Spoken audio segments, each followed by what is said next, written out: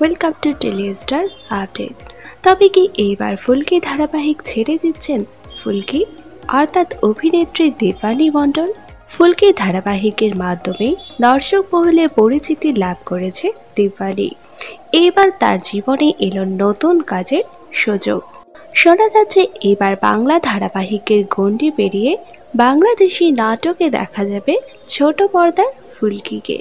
শোনা যাচ্ছে ওপার বাংলার জনপ্রিয় অভিনেত্রী মেহজাবিনের সাথে স্ক্রিন শেয়ার করতে চলেছেন ফুলকি। শোনা যাচ্ছে ওপার বাংলার পরিচালক প্রবীর রায় চৌধুরীর বেস্ট ফ্রেন্ড 2 নামক নাটকে দেখা মিলবে দীপানির। শোনা যাচ্ছে ঈদের দিন সিএমবির ইউটিউব চ্যানেলে মুক্তি পাবে এই নাটকটি।